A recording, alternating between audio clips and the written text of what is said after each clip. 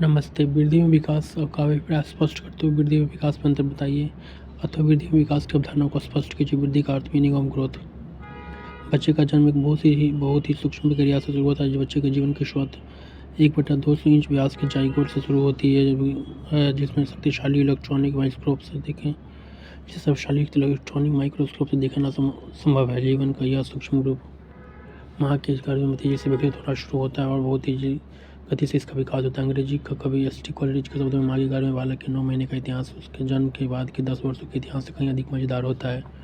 Doctor के गणपति के शब्दों में जीव विज्ञान में कोई भी इतना बड़ा चमत्कार नहीं जितना कि माँ के गर्भ में 2 महीने कोशिकाओं के मिलने से शुरू होता है और 9 महीने तक चलता हुआ बालक के जन्म लेने पर खत्म होता है। मानव जीवन की एक कोशिका के रूप में शुरुआत वास्तव में ही चमत्कार है। मानव की कोशिका में 23 जोड़े क्रोमोसोम होते हैं, जिनमें से एक सिर्फ पिता से और दूसरा माता से प्राप्त होता है। सबसे अंतिम जोड़ा उसके लिंग को निर्धारित करता है। इस प्रकार माता पिता में जो कुछ भी बालक में लेकर पैदा होता है वो वातावरण के साथ अंतःक्रिया करता हुआ विकसित होता रहता है।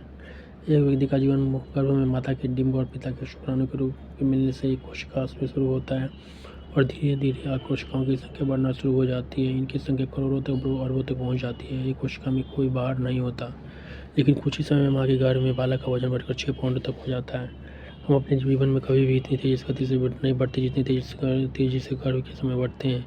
कोशिकाओं की संख्या बढ़ने के साथ कोशिकाओं के अंग शरीर के अंग में भी बढ़ना शुरू हो जाते हैं। वृद्धि शब्द का प्रयोग संख्यात्मक बदलावों के संबंध में करते हैं। उदाहरण के लिए हम कह सकते हैं कि बालक का वजन बढ़ गया है और उसका कद लंबा हो गया। हम ऐसा कहते हैं क्योंकि हमें ऐसा दिखाई देता है, अर्थात व्यक्ति में एक निश्चित समय में हुए संख्यात्मक बढ़ोतरी को वृद्धि कहते हैं। वृद्धि ग्रोथ का अर्थ सामान्यतः व्यक्ति के शरीर के विभिन्न अंगों के विकास और उन अंगों की कार्य क्षमता के विकास से लिया जाता है। शरीर के इन अंगों के विकास से व्यक्ति का व्यवहार भी निश्चित रूप से प्रभावित होता है। इस दृष्टि से वृद्धि का अर्थ और शरीर आकार और भार में वृद्धि। इस वृद्धि में मांसपेशियों मसल्स की वृद्धि भी शामिल है। एच.पी. मेरिडिथ के अनुसार वृद्धि और विकास का पहला प्रमाण मानव के आकार में परिवर्तन आता है। दूसरा प्रमाण संख्या है। 2 कोशिकाओं के मिलने से कई कोशिकाओं वाला मानव पैदा होता है। तीसरा प्रमाण है मनुष्य की हड्डियों में परिवर्तन आना। चौथा प्रमाण है हृदय हाथों और अंगों के क्षेत्र और स्थिति में बदलाव आना। 5वां प्रमाण है सापेक्षिक आकार में परिवर्तन आना। हर्बर्ट सोरेनसन के विचार में बड़ा होना तथा भारी होना वृद्धि की ओर संकेत करता है। Physical growth refers to becoming larger and heavier. अतः वृद्धि को मात्रा क्वांटिटी के रूप में देखा जाता है। इस वृद्धि की एक सामान्य पद्धति होती है। किसी विशेष व्यक्ति की कोई अलग से वृद्धि की प्रगति नहीं होती। शारीरिक और मानसिक वृद्धि आपस में संबंधित होती है, अर्थात यदि किसी की शारीरिक वृद्धि बहुत तेज होती है तो उसकी मानसिक वृद्धि में भी तीव्रता दिखाई देती है। इसके विपरीत भी हो सकता है, अर्थात धीमी शारीरिक वृद्धि के परिणाम स्वरूप मानसिक वृद्धि भी धीमी होती है। वृद्धि आंतरिक रूप से होती है। फ्रैंक ने भी कहा है कि शरीर के किसी विशेष पक्ष में जो परिवर्तन दिखाई देता है उसे वृद्धि का नाम दिया जाता है। वृद्धि निरंतर नहीं होती है, न इसकी गति समान रहती है। उपरोक्त विवरण की विश्लेषण से वृद्धि के बारे में निम्न तथ्य सामने आती है। वृद्धि मात्रात्मक क्वांटिटेटिव होती है। वृद्धि निरंतर नहीं होती। वृद्धि की गति एक समान नहीं रहती, इसकी गति बदलती रहती है। वृद्धि आंतरिक रूप से होती है। वृद्धि में तीव्रता स्त्रियों में अधिक होती है। वंशानुक्रम और वातावरण की अंतःक्रिया से वृद्धि होती है। शारीरिक वृद्धि को मानसिक वृद्धि की अपेक्षा दिखाना आसान है।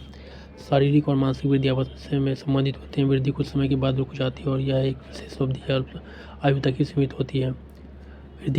वृद्धि की सभी व्यक्तियों में एक समान पद्धति पैटर्न होती है। वृद्धि से व्यक्ति बड़ा और भारी हो जाता है। वृद्धि निश्चय सिद्धांत फर्टिलाइज्ड एग के विभाजन के फलस्वरूप होती है।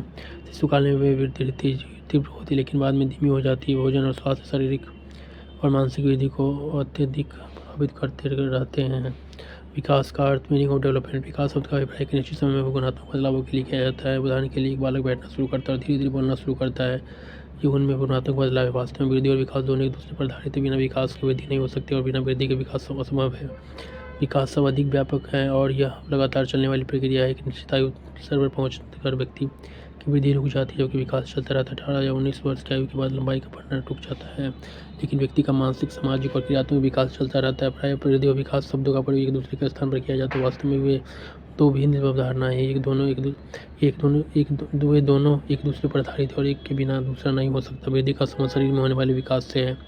विकास शब्द से को भी अलग अलग तरीकों से परिभाषित किया गया है। वेबस्टर शब्दकोश के अनुसार विकास परिवर्तन की एक श्रृंखला है जो किसी व्यक्ति की पूर्ण अवस्था में से परिपक्वता तक पहुंचने के दौरान होती है। जर्शील, टेलफोर्ड और शॉरी के अनुसार विकास शब्द से अभिप्राय उन जटिल प्रक्रियाओं का समूह जिनमें निश्चित से एक परिपक्व व्यक्ति का उदय होता है। हॉरलॉक के अनुसार विकास परत की वृद्धि तक ही सीमित नहीं होती, बल्कि यह परिपक्वता के लक्ष्य की ओर परिवर्तनों की एक प्रतिगति श्रृंखला है। विकास की प्रक्रिया को क्रमिक माना जाता है क्योंकि इसके अंतर्गत आने वाले सभी परिवर्तन क्रमबद्ध होते हैं तथा कोई निश्चित परिवर्तन एक विशेष परिवर्तन के पहले या बाद में घटित होता है। उदाहरण के अर्थ विकास के क्रम में बच्चे पहले रेंगना सीखते हैं, फिर सीखना, फिर खिसकना, फिर बैठना और उसके पश्चात चलना शुरू करता है।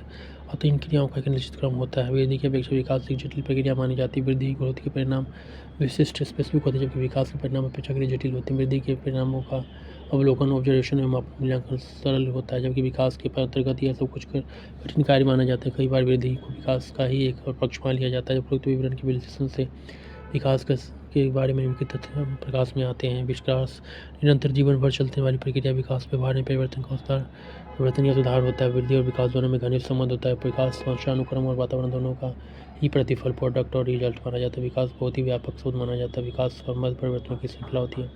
विकास में गुणात्मक और मात्रात्मक दोनों पक्ष ही शामिल होते हैं। विकास का प्रेक्षण और मूल्यांकन किया जा सकता है। वृद्धि और विकास में अंतर। वृद्धि और विकास का अर्थ जानने के पश्चात हम वृद्धि और विकास में अग्रलिखित अंतर देख सकते हैं। वृद्धि, ग्रोथ, विकास, डेवलपमेंट। वृद्धि का संबंध शरीर और व्यवहार के परिवर्तनों से होता है। विकास शब्द का प्रयोग शरीर के विभिन्न अंगों की गुणात्मक उन्नति के संदर्भ में किया जाता है। वृद्धि के अंतर्गत आए परिवर्तनों को मापा जा सकता है तथा उन्हें संख्यात्मक आंकड़ों में प्रस्तुत किया जा सकता है। उदाहरणार्थ, किसी विद्यार्थी के भार और कद की लंबाई को आंकड़े में लिख सकते हैं। 60 किलो, 5 फुट 6 इंच आदि। विकास को केवल दिखाई महसूस किया जा सकता है। विकास के गुणात्मक पक्ष को मापने का कोई तरीका नहीं, जैसे बालक की भाषा का विकास या उसके चेहरे के रंग रूप का विकास। वृद्धि निरंतर नहीं होती है, एक निश्चित आयु स्तर पर जाकर रुक जाती है। एक बालक 18 वर्ष की आयु के बाद कद में बढ़ना बंद हो जाता है। विकास का क्रम जन्म से लेकर मृत्यु तक चलता रहता है। इस प्रकार विकास की प्रक्रिया का भी रुकती नहीं। वृद्धि शब्द का अर्थ संकीर्ण दृष्टिकोण से देखा जाता है। वृद्धि विकास के विभिन्न तत्वों में से एक तत्व है। विकास बहुत ही व्यापक शब्द है। विकास की प्रक्रिया में वृद्धि शामिल होती है। वृद्धि का संबंध मात्रा से होता है। इसमें परिमाणात्मक क्वांटिटेटिव चेंज आते हैं। विकास का परिवर्तन आते हैं।